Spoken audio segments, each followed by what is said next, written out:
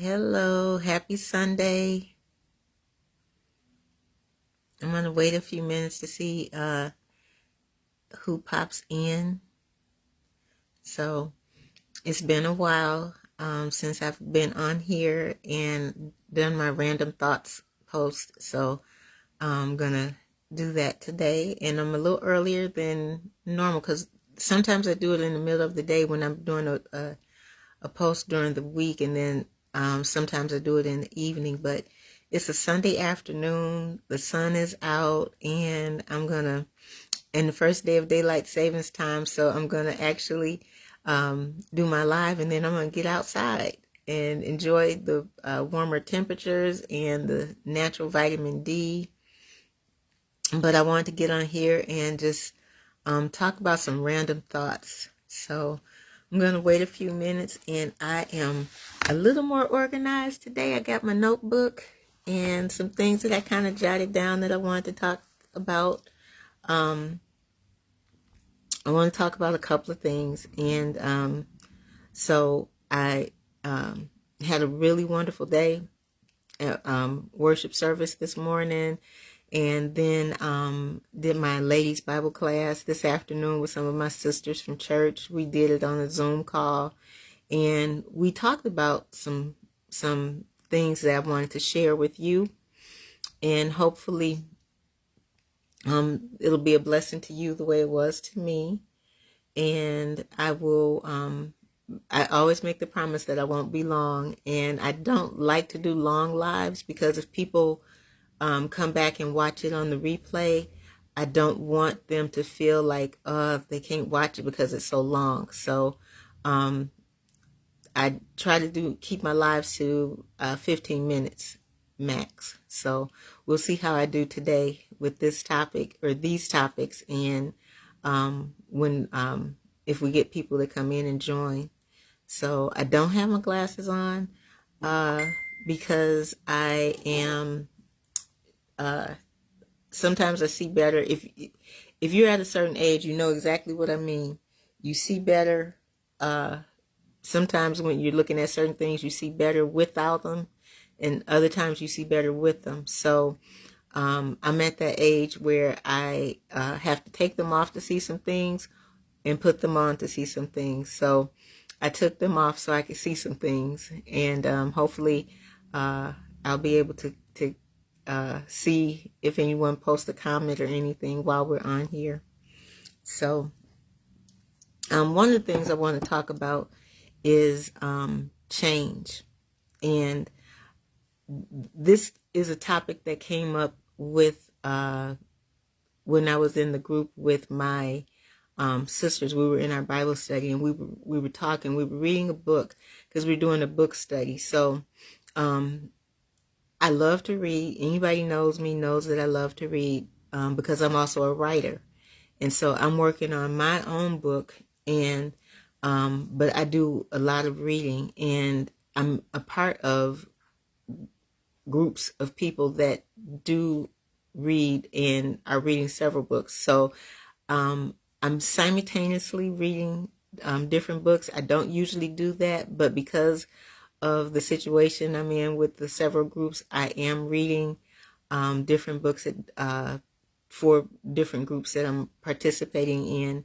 And the book that we're reading with my sister's group, the particular section that we read about talked about change. And we talked about the privilege that we have that early believers did not have. One of the things that we read, the writer pointed out that early believers did not have the privilege that we have now to go directly to God. There was a separation. And so I said, I'm going to study some more about that because I want more understanding, a better understanding of that. But one of the things it talked about was that they relied on the priest. There is a separation of just regular everyday people having that access to God. They had to go through the priest, who then had to go into the place of separation, which was the Holy of Holies, in order for them to have that engagement and connection with God, to deliver what was required for the people. And how now, after Christ, and that veil that separated us has been torn, we now have the privilege of having direct access. And it brought to mind how sometimes we take that for granted. We take that direct access, that privilege that we have to go to him in prayer. We take it for granted. Some people don't, and I was one of them. I didn't realize, I knew it was a privilege. We speak about it casually as being a privilege, but having that deep understanding of how much of a privilege it is, I did not have that until today when we were reading it and discussing it. And so now, moving forward, we in the group said we have a better understanding now. It's not going to be anything that we take for granted anymore. And so even though we exercise that privilege, we use that privilege, we didn't understand how much of a privilege it was because it wasn't always there. So that's one of the things that is my random thought for today. The other thing I wanted to talk about was change, and going in talking about change came as a result of the conversation about the privilege of prayer. And we talked about Paul and how the Apostle Paul had been a very zealous believer in the beginning. He stoned Stephen. He persecuted other Christians because he was a believer and a devout believer of what he believed in. And he thought that he was right. But he had a divine encounter with God. He had a divine encounter that facilitated a genuine, authentic change. A change so much so that he was unrecognizable in his new life. People knew him as Paul, the one who persecuted the Christians. But his actions after his change were so drastically different because of that divine encounter that he had. And so what the conversation that we had, the sisters and I had today, and they're my sister friends, so we're not saying sisters in like nuns or anything. I'm saying sisters in like my sister friends. Our conversation today continued, and we discussed change and how, in order for there to be a true, genuine, 100% change, there has to be that encounter with the divine. Paul on his own was not able to make that change. And so many of us think that we can make that change, a genuine change, sometimes by just doing it. And, for some things that might work, but when it comes to something that has had a serious hold on you, something that's had a serious grasp to your soul and your heart and your mind, you need that divine encounter to help make that change. And that was what we talked about, how as hard as Paul went before that change, as hard as he went for the belief that he had before, he went even harder once he had that divine encounter with God and made that change and became a believer in Christ. And so we talked about that, and we all agreed that that's true. I know for myself, the things that I've been able to change and stick to have been a result of me having the divine encounter, me taking things to God in prayer and leaving them there because I had faith that he would take care of it because there was nothing else that I could do. And so that was something that we talked about, and we shared that with one another, and we talked about our personal experiences with that, and agreed that in order for there to be a complete change, there has to be that divine encounter, and that reliance on the divine, and not in your own power. And so that was one of the things that we talked about today too. So I don't know if you've ever been in a season of change where you were sick and tired of being sick and tired, or fed up, or, really struggling with something, or something really weighing on your life heavily, and you needed a change. But you were tired because you had been trying to be doing, you had tried to do it all on your own without taking God as a partner, and actually letting him facilitate the change, and letting him be the one that led you through the change. And so I don't know if you've ever had that season, but so many people have had that season, and they wear themselves out. And I'm one of those people who wore myself out trying to make changes that were life-changing changes, like, having to do a total 180, or, some people would say a 360, or a complete pivot. But trying to do it in your own strength wears you out, because you're not designed to do it in your own strength. You're designed to have that connection with God, and have that divine connection, so that you have someone that can help you through that change. So we talked about that. And I think about examples in my own personal life of having to make a change, and I'm in that season now of I've made some changes, but this time they stuck, and it was because of my faith, my not relying on myself anymore, my trusting that the Lord heard my prayers and answered them, and that he put things and people in place to help me transition to the place that he wanted me to be. And so when God opens a door for you, he opens that door and no one else can close it. When he opens a window, you better climb through it. And so that divine connection, that divine encounter, that divine intervention, all of that is what really truly facilitates a change. And so that conversation was powerful. And on top of having a wonderful worship service at church this morning, that conversation with my sisters in Christ really blessed my heart and blessed my soul. And I just felt that it was worthy of sharing with others who are part of my platform. And so that divine encounter being just what you need to facilitate a lifelong, genuine, 100% complete change. And in church, we call it repentance.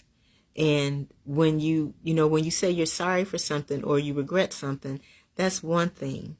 But when you have had that divine encounter with God, and he facilitates that spirit in you to leave a thing alone, or to go in a different direction, that's what makes it life changing and lifelong.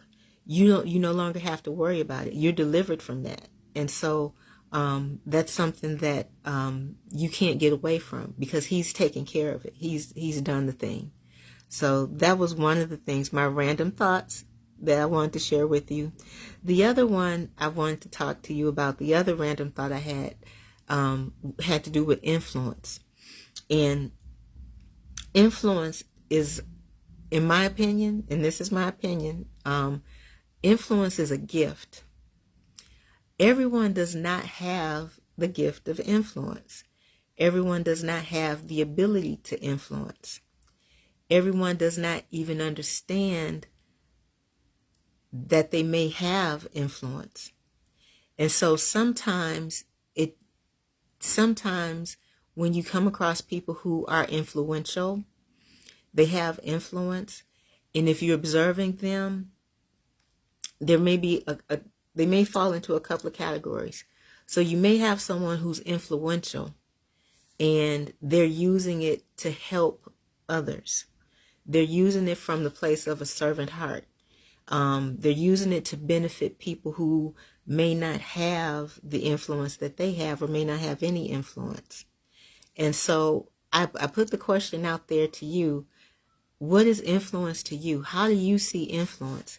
Are you someone who has influence, and you use influence in a way to serve others? Do you use it in, when I was in the classroom, I had students all the time that I came across who were influential. And I would tell them, you have a lot of influence, but you're misusing it. You, instead of you using it to help your peers decide that we need to study and get our grades up, you're using it to be a distraction and to manipulate classmates to do things that are negative. And so, that the random thought to me today, and I don't know, it came in my spirit while I was in worship service, and we were talking about the subject today in church was forgiveness. And so I can't remember what the pastor said that made me think about influence, but it dropped in my spirit. So after worship service, I spent the rest of the time driving, when I drove home, thinking, what does influence have to do with this? Why am I thinking about influence? And so I started again with my sisters in Christ, and we were having our Bible study this afternoon. I thought about it. I don't necessarily consider myself to be an influential person, because I never look at myself to see or think about how other people view me. I'm just who I am, and I walk in who I am. And I'm in a season of change, so there's some things I'm learning about myself that I didn't know about myself before. And so I'm in God's doing a work in me, and He's not finished. And I'm in that season right now. So I'm thinking about, okay, so influence. I've observed people who are influential. I've observed people who have a lot of influence. And there are people who I've had a lot of respect for, and they've influenced me. But when I think about influence, I think about people falling into particular, some categories. So I'm not a loud person. I'm not loud at all. I'm sometimes kind of shy, but not all the time. Depending on my environment, I could be a little more vocal than others. But when it comes to being someone who obviously, in my mind, I have influence over people, I never thought of myself in that way, and that's not anything that I ever pursued. I never tried to have influence over people. I just am who I am. I'm who God created me to be in whatever season of life I'm in. If I'm able to speak up for people, I speak up for people. If I'm able to help people, I help people. If I have information that I think is going to benefit you, I try to share it. If I have ideas that I think might help you, reach a goal or achieve something, I share it. And I don't consider myself as someone who's knows everything. I'm not that person either. But the idea of influence is some people have a lot of influence.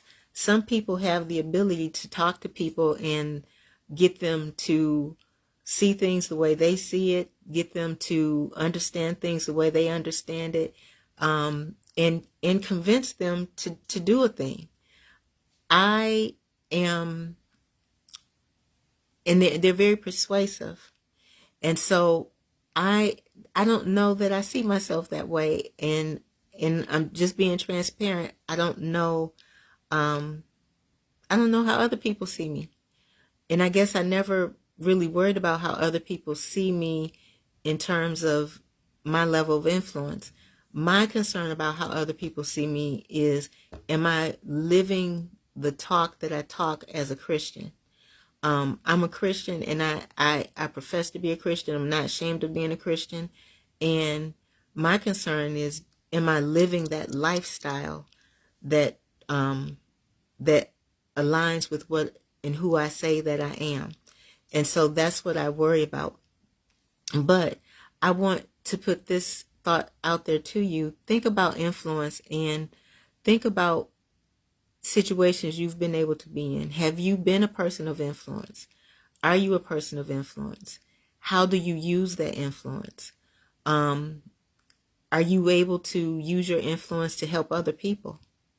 are you able to use your influence to get people to make decisions that are good for themselves? That's what, to me, that's what the privilege of influence is for.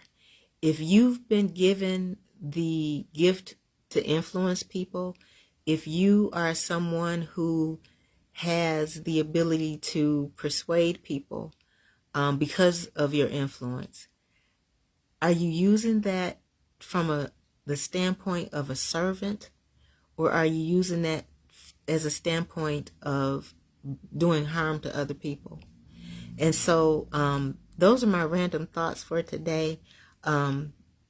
Being able to use your influence and understanding that influence is a privilege and it's a gift, and how you use it matters. The last thing is we were talking about confidence, and this is all my random thoughts coming from my my meeting and study with my sisters and friends in Christ, dimming one's light. And so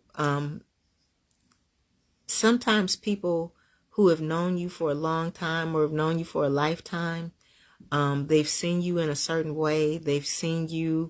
Sometimes they've seen you at your worst. Sometimes they've seen you at your lowest.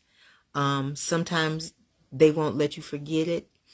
But when God is doing a work in you, and he's doing a mighty work in you, and you're in a season of change, you're in a season of shifting, and he's moving you from one place to the other, and he's elevating you, and you receive a joy. It says, the joy of the Lord is my strength. And so sometimes when you're in that season and he's doing it, and it's a wonderful thing, and you're feeling it, and you're excited about it, and your confidence rises, and you're shining, and you're celebrating, and you're happy. Sometimes other people who've known you at your worst, some people might genuinely be happy to see you in that season. And they may want to travel that journey with you and come along with you, not to pull you down, but to celebrate that with you. And when they come along with you, they're blessed because of the favor that God is putting on your life. But unfortunately, other times people are not. They're watching and waiting, hoping, secretly hoping that you don't make it, that you don't make it to that place of elevation that God has prepared for you. And so I just want to encourage you, because like I said, I'm in that season, and I see people in person who are on Facebook with me, and they don't engage with me on Facebook, but I know that they're watching me. They're watching everything I post. They watch my lives, even though they won't comment or say anything to let me know they're watching. And they're letting me know that they see me.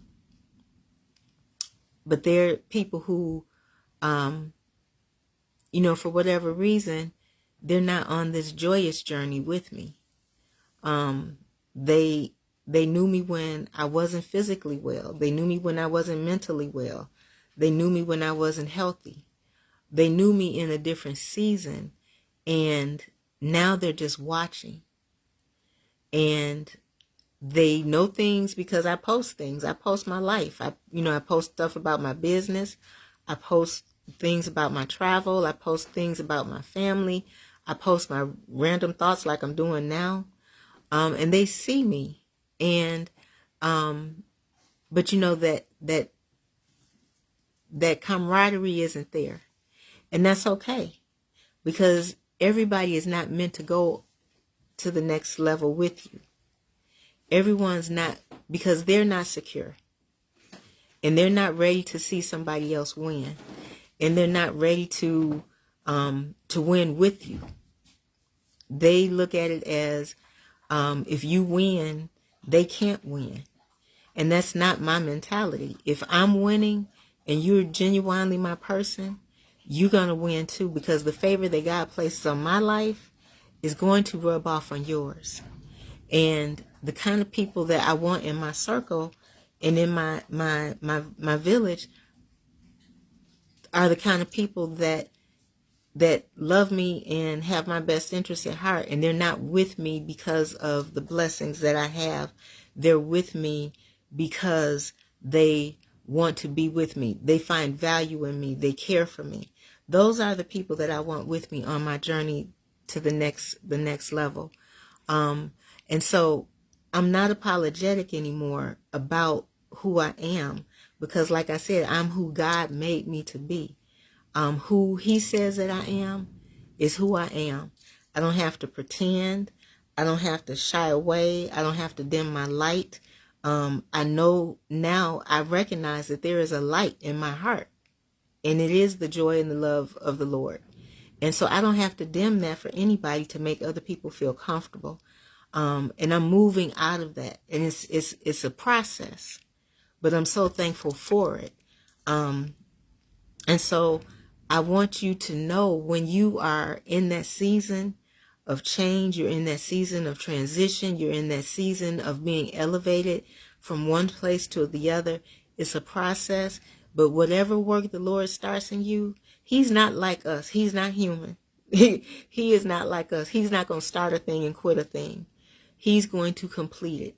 And I want to encourage you to have the faith to hold on through the different stages and phases that he's taking you through as he's preparing you for that next level. And to not get disheartened because people that you thought were a part of your circle are not coming with you, or because you see them on the sidelines watching you and they're not clapping and applauding you. They're not celebrating with you. They're standing there quietly, and you're wondering why they're standing there quietly. They're not moving forward with you because they weren't meant to go on that journey with you. And be thankful that God put people that he's in rooms that you're not in. He's hearing conversations that you don't hear. He's hearing thoughts that you don't know is in someone's heart. You don't know, but he knows all things, so trust him. And don't fret, don't be afraid, don't be shameful, because whatever he has for you is for you. As he moves you to that place, he moves you to that next level. Walk in faith, even if you don't feel that you're prepared for that level yet. Know that you're serving a God and you're walking with a God who's not going to put you somewhere that he does not want you to be. Know that, understand that, believe that, trust in that, and move in that. Even if you're taking baby steps, move in that. Move in that knowledge and that understanding. And so, just to wrap up, in order for there to be a genuine, authentic change, you have to have that divine encounter, because that divine encounter is going to be the encounter that changes everything. Secondly, influence is a gift and a privilege. Everyone doesn't have it. If you have it, ask how you're using it, and if you're using it from a place of servitude for the good of others, or are you misusing it to do harm? And lastly, don't dim your light for anybody. Don't dim your light. Don't be ashamed of the work that God is doing in you. Don't be ashamed that he's got favor on your life. Don't be ashamed that he's doing something to transform you, and that he has you in a season of change and preparation for the next level, because our purpose here is to serve him. And so he's going to put us where he wants to put us. You just have to be willing to trust him and follow his lead, seek him prayerfully, make decisions. Don't use the excuse, I got to pray about it, and then not listen for the response and the answer and watch for the signs and then move with him. Don't do that. Too many people use prayer and the excuse, I have to pray about something, to not make a decision. Don't be that person. Don't be that person. Pray about it. Look at what he's put in your place and in your space, and then make a decision and move with it. So those are Tracy's random thoughts for today. Day 19 for me of my 40 days and 40 nights. Asking people that genuinely have my best interests at heart, please continue to pray for me as I grow my business, as I grow my team. I'm that person who, when I win, I want those around me to win. I I do business because I want to make a profit and an income, but my profit and my income is not just to benefit me. It's to benefit those that I can help and causes that I can support. So just want to thank you for tuning in, popping in. It looks like I got a few people. Hey, Coach DF. Hey. And my Aunt Mary. Hey, y'all. Thank y'all for coming in. Thank y'all for coming in. So I've been on here for a little while. I try to keep my lives 15 minutes or less, and try to speak on my random thoughts, as I say. But I did take my glasses off because I'm at that age where sometimes I need to put them on to see, and sometimes I need to take them off to see. So yeah, but I want to thank you all. I want you to have a wonderful rest of your Sunday. I want you to have a wonderful week. I can't guarantee that I'll be back on here live again later today or within the next couple of days. I have a very busy week. I've got a lot of goals that I'm pursuing and a lot of things that I'm doing. But I want to encourage you, whatever it is that God's put on your heart, He put it on your heart for a reason. You know, seek Him and then move. Don't stand still. Move. So want to wish you rest of your Sunday to be blessed and to have a great start to your week. So I'm out and just want to say peace.